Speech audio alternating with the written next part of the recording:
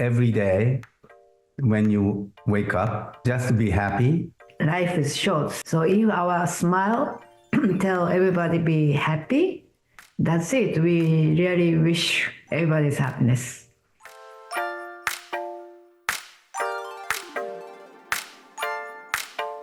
You guys both have become fashion icons.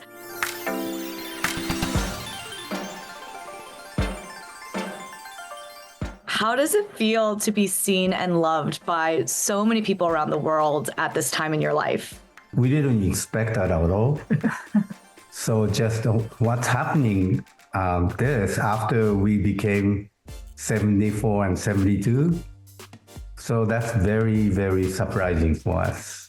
Everywhere we go to, young guys, young girls, comes up to us. But they said that, thank you so much. We so much encouraged by your daily outfit. It's not only fashion, but they said that your smile and your energy, we feel. Even Japan, Korea, Europe, in New York, everywhere we are just talking to work. Oh, Aki and Koichi, and yes. And they said, thank you. And for what? They were always extremely close, but I think because they're like working together now, they're like each other's true partners in this. We met in Los Angeles, and I moved to Iowa to study medicine. So that's why we couldn't see each other for like 10 years. But we just write letter to each other. So just to keep in touch. They were pen pals for a long time. Yeah, that time no internet and anything, just in writing. First impression is a very bright and I don't think so. And at the same time very strong girl. But after I finished my study, then came back to Los Angeles again. Then I met her. That at that time I thought she is the one to get married.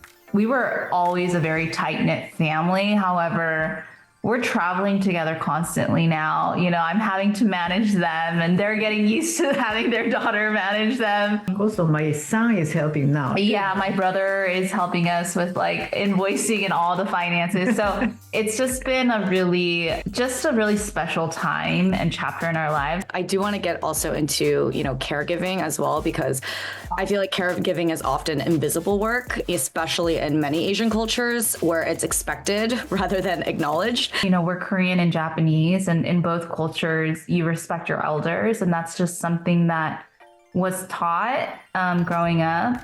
And so for me, my parents have sacrificed so much for me and my brother, and we've seen that throughout the years. I think maybe in some Asian households, there's not a ton of words that are exchanged. When my parents were going through hardships, like they would communicate that with me, and it wasn't like a secret. I was living in New York for many years, and when I would be, in a slump, I would call my parents and, talk to them. And so there's been a constant communication between myself and my parents. And because of that, I think being a caregiver now and taking care of them, it is sort of seamless because I want to. Like, it's not I have to, it's I want to. And it's brought this family so much closer together. Before we even started the Instagram account, they moved back from Hawaii. I moved back from New York, back to LA. And we just had the opportunity to spend so much time together. And within that time, during the pandemic, I lived with them and, we cooked together. We did so many things together. And it was just, I think Aki and Koichi became just the outcome or like the result of just us, working on our relationship with each other. I remember when my son is like 10 years old and my husband and my son is talking and he said, my son's name is Kay. Kay, you are my best friend. That's always my son remember that you told me you are my best friend. That's keeping him, happy. So we are thinking, we respect, our kids.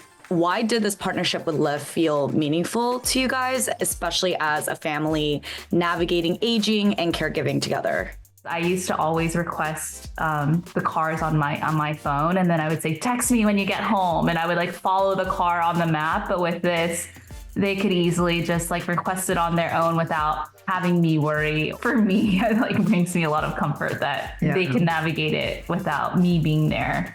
They've been through a lot in their lives. I've seen it as their daughter.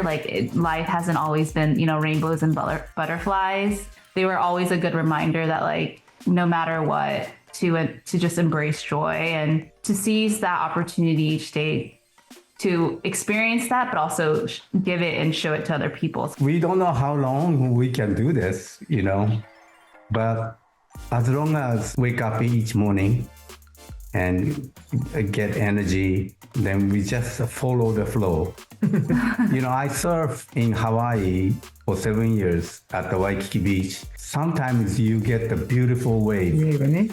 Then you just, surf to the shore. That's the feeling I have now.